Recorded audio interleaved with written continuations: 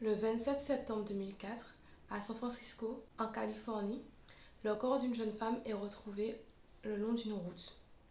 Face contre terre, jambes et bras écartés et enroulé dans une couverture. Mais que s'est-il passé et qui est cette jeune femme?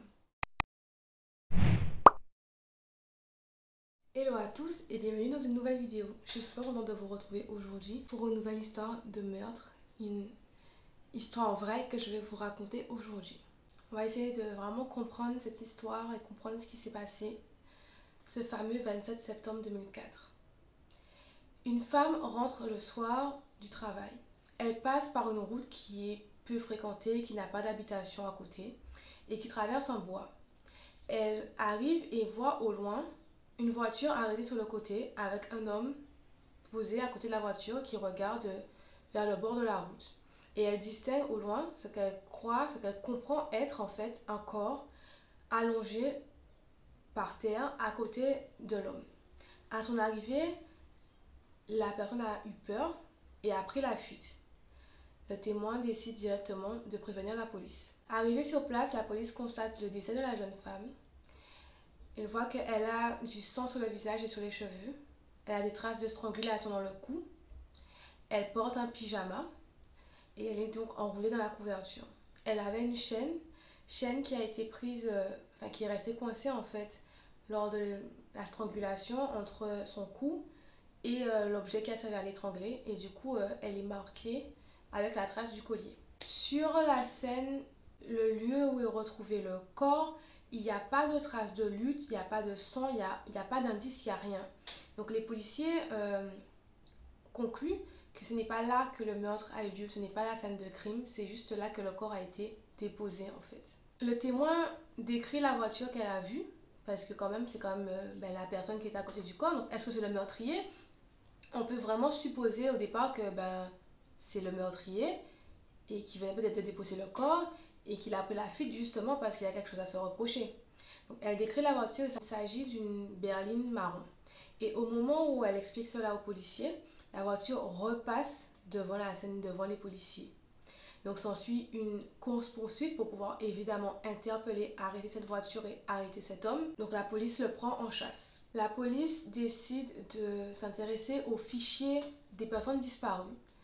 Et il y a une correspondance. Maxina Denner, 17 ans. C'est une lycéenne, sportive, calme. Sa mère l'a vue pour la dernière fois la veille au soir quand elle est montée se coucher, donc en pyjama. Le matin, quand elle s'est réveillée, elle a tapé à la porte de sa fille pour lui dire que c'était l'heure de se réveiller. Elle n'a eu aucune réponse.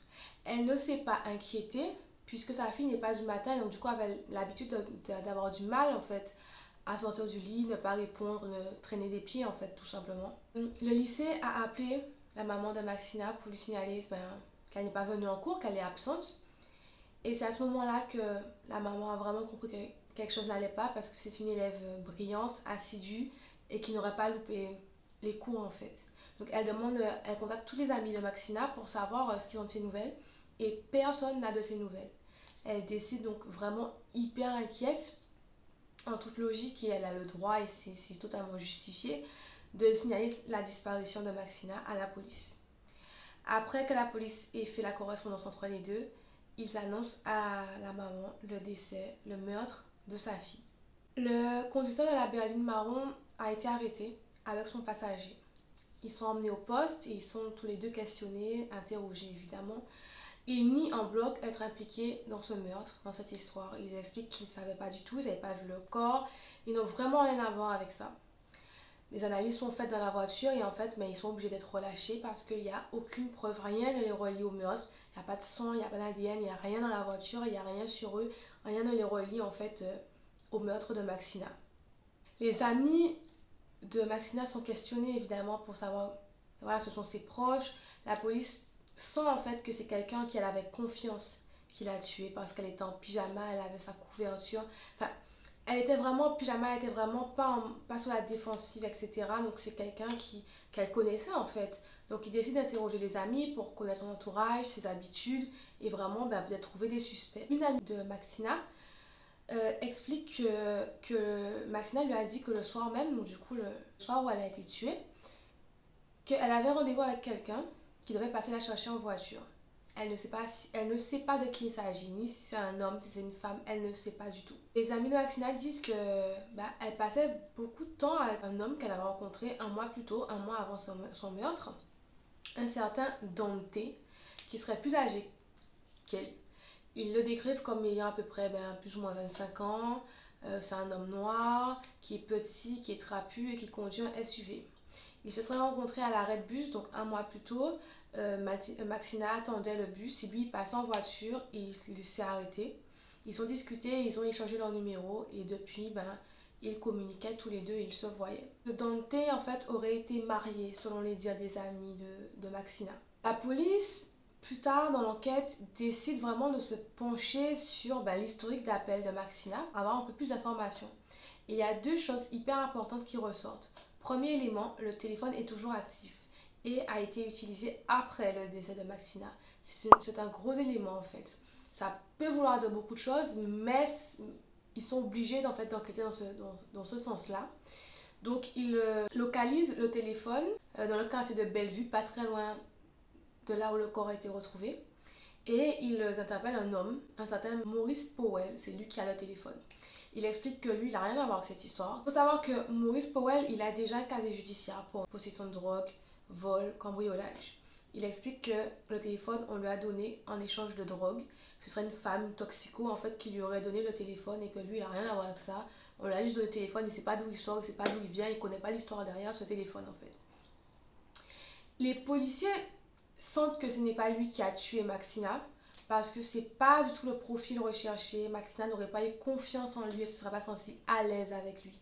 Mais ils comprennent très rapidement que Maurice Powell cache quelque chose et qu'il faut vraiment creuser à ce niveau-là. Le deuxième élément retrouvé par rapport à l'historique des appels, c'est que avant son décès, dans la soirée du coup, Maxina a beaucoup appelé, a beaucoup échangé en communication téléphonique, a beaucoup échangé avec un certain numéro. Et c'est un numéro qui dans l'historique revient souvent. C'est-à-dire que ça fait longtemps qu'elle échange avec ce numéro. Et il y a plusieurs appels qui sont passés le soir de son meurtre. La police remonte, fait l'enquête. Le numéro appartient à un certain Royce Miller. Qui est Royce Miller? C'est un jeune homme de 21 ans qui n'a pas de casier, qui est vraiment inconnu des services de police. Ils interrogent ce fameux Royce Miller, qui dit qu'il ne connaît presque pas Maxina, que vraiment ils sont à peine amis, mais que vraiment lui, il sait rien à propos d'elle, il est au courant de rien du tout, et que vraiment c'est genre juste une connaissance en fait. Quand la police met vraiment les preuves sous les yeux de Miller pour lui dire que vous êtes appelé tel nombre de fois dans la soirée de son meurtre, vous appelez tout le temps, en plus c'est tout le temps toi qui l'appelles, nous fais pas croire qu'en fait tu la connais pas et que vous fréquentez pas. On a vu, on a les preuves, vous vous appelez régulièrement depuis un certain temps, donc qu'est-ce qu'il en est? Et là, Miller explique que ce serait Maxina qui serait amoureuse de lui, etc. En gros, elle est accrochée à lui et que c'est elle en fait, c'est pas lui. Il est incapable de dire de quoi ils ont parlé le soir du meurtre. Pourtant, il y a plusieurs appels. Incapable de dire de quoi ils ont parlé, quel était le sujet de conversation, quel était le motif des différents appels, qu'est-ce qu'ils se sont dit, pourquoi ils se fréquentaient, est-ce qu'ils sortaient ensemble. Il ne dit rien du tout. Il fait comme s'il est amnésique, il ne sait pas, il ne comprend pas ce qu'on lui dit et qu'il n'est au courant de rien. Un petit peu plus tard dans l'enquête, on retourne dans une situation totalement inattendue. Un avocat appelle le service de police concerné qui mène l'enquête pour dire qu'il a un client qui a des informations à divulguer au sujet du meurtre de Maxina. Mais il veut avoir l'immunité en fait, il veut ne pas pouvoir être poursuivi. S'il témoigne, s'il explique ce qu'il sait, s'il donne les informations qu'il a en sa possession. Le procureur, après de longs échanges et de longues négociations, accepte d'accorder l'immunité au témoin en échange de ces informations et ne pas le poursuivre si évidemment il n'est pas impliqué dans la mort, dans la cause, dans le meurtre de Maxina. Le témoin explique qu'il s'est confié à sa mère. Il y a quelques jours, il a expliqué ce qu'il avait fait, ce qu'il avait vu. Il a aidé son meilleur ami à se débarrasser d'un corps. Son meilleur ami l'a appelé un soir pour lui dire qu'il avait un petit souci. Et là, il l'emmène dans le garage et dans le garage, le témoin en question voit le corps. Il est pris de panique et sous la panique, il suit toutes les instructions du meurtrier. En fait, tout ce que le meurtrier lui demande, il le fait. Et c'est comme ça qu'ils ont emmené le corps et qu'ils se sont débarrassés du corps au bord de la route. Le témoin ne savait pas du tout comment la jeune femme était morte, qu'est-ce qui s'était passé, enfin il savait vraiment pas, il avait juste vu le corps. Et son meilleur ami en question, de qui il s'agit, il est temps de donner un nom, il est temps de nous dévoiler ce qui s'est passé, qui a tué cette jeune femme de 17 ans, qui a pu vouloir du mal, pourquoi, comment. Il s'agit de Royce Miller. Miller lui aurait dit le fameux soir dans son garage, j'ai fait ce que j'avais à faire et j'assume ce que j'ai fait. C'est pas du tout le même discours qui est donné à la police, c'est pas du tout la même personne qui s'exprime quand il est interrogé par la police, c'est vraiment deux salles, deux ambiances comme on dit. Le témoin poursuit en disant que l'homme qui a le téléphone, donc Maurice Porel, il est aussi impliqué dans cette histoire parce que quand il est arrivé chez Miller, il a vu Maurice Porel sortir du garage et prendre la fuite. Donc pour lui, il est forcément impliqué, il était sur la scène, il a vu le corps dans le garage, enfin il est au courant en fait, il est au courant. Maurice Porel est interpellé à nouveau et interrogé à nouveau. Il explique qu'il n'est au courant de rien sur le meurtre. Le soir du meurtre, en fait, Miller l'aurait appelé pour l'emmener chercher justement Maxina pour leur rendez-vous. Donc ils ont été chez Maxina, ils l'ont récupéré, ils l'ont ramené chez Miller et lui il est parti. Et le soir, après l'avoir tué, Miller a rappelé Porel pour lui donner un coup de main pour se débarrasser du corps en fait. Et en arrivant sur place, en voyant le corps, Porel a dit non, qu'il n'allait pas l'aider, qu'il ne voulait pas être mêlé à tout ça et il a pris la fuite. C'est là que Miller a appelé du coup le témoin en question pour pouvoir l'aider à se débarrasser du corps. Les amis de Maxina connaissent Miller sous le nom de Dante. Il s'agit de la même personne. Avec les photos, les reconnaissances, etc., les amis ont pu clairement identifier que la personne qu'elle voyait, qu'elle fréquentait et qu'ils connaissaient sous le nom de Dante, en fait il s'agit de Miller tout simplement. Vraiment quelqu'un qu'elle fréquentait, avec qui je ne sais pas si on peut dire qu'elle sortait, mais c'est quelqu'un qu'elle fréquentait depuis un petit moment et lui il a juste fait genre qu'il la fréquentait pas, il la connaissait pas, il n'était pas plus proche que ça, mais les preuves montraient clairement le contraire de toute façon, donc on savait dès le départ qu'il mentait et qu'il cachait quelque chose. Quand il a été interrogé, Miller a totalement nié toute implication. Il n'a rien à voir avec ça, il n'aurait pas tué, c'est pas lui en fait, il n'est pas responsable, il n'a rien à voir dans cette histoire et il a totalement nié. Et quand la police a dit qu'il l'arrêtait, qu'il l'inculpait, Miller demande pour quel motif. Et la police dit pour meurtre. Et là il vrille un peu en fait, il dit mais vous vous foutez de moi, etc. J'ai rien fait, je suis pas meurtrier, j'ai pas tué, etc. Alors qu'à son meilleur ami, il disait j'ai fait ce que j'avais à faire et j'assume ce que j'ai fait. Mais quand il faut assumer devant la police, quand il faut assumer devant la justice, devant les gens, il n'y a plus personne qui assume en fait. Clairement, que de la parole, rien de plus. Le procès de Miller a eu lieu en mars 2007, donc quelques années plus tard. Le point faible de l'accusation, le point faible de ce procès en fait, c'est surtout qu'il n'y a pas de mobile. On ne connaît pas le mobile en tout cas. Le mobile n'a jamais été connu. Les policiers, la famille, personne ne sait qu'est-ce qui a motivé, quelle est la raison de ce meurtre en fait, ce fameux soir. Pourquoi Maxina est-elle morte? On ne le sait pas en fait et je pense qu'on ne le saura jamais. Malgré cela, Miller est reconnu coupable d'homicide volontaire sans préméditation. Il est condamné à la prison à vie avec une possibilité de libération conditionnelle au bout de 15 ans. Voilà, c'est l'histoire de Maxina Denner, cette jeune fille de 17 ans qui a été assassinée par strangulation et laissée au bord de la route. On ne sait toujours pas pour quel motif.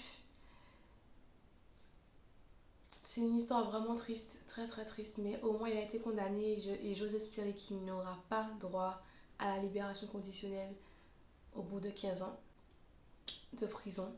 C'est une histoire vraiment triste, assez courte en fait, même si l'enquête, le témoin en fait, le témoignage a vraiment résolu l'affaire en fait, et a vraiment aidé la police parce que sans ça, l'enquête aurait été beaucoup plus longue je pense. Et en fait je tenais à préciser que le témoin ne voulait pas parler à la police. Il s'est confié à sa mère et sa mère, il a demandé à sa mère de ne pas parler à la police, mais quand il lui a dit ce qui s'était passé, elle ne pouvait pas garder ça pour elle, c'était trop en fait. Elle était obligée, donc elle a été voir un avocat pour faire en sorte de protéger son fils, ce qui est tout à fait normal, ce que je peux comprendre. Et ce que je pense, beaucoup de gens peuvent comprendre, hein, tu n'as pas envie de balancer ton fils à la police, tu as envie de le protéger, mais tu as envie aussi que justice soit faite. C'est normal. Donc voilà, j'espère que cette histoire vous a plu. Dites-moi si vous connaissez cette histoire, dites-moi si vous en avez déjà entendu parler, ce que vous en avez pensé. Euh, Donnez-moi vos retours, vos avis, et nous on se retrouve prochainement dans une nouvelle vidéo. En attendant, prenez soin de vous. Bye bye.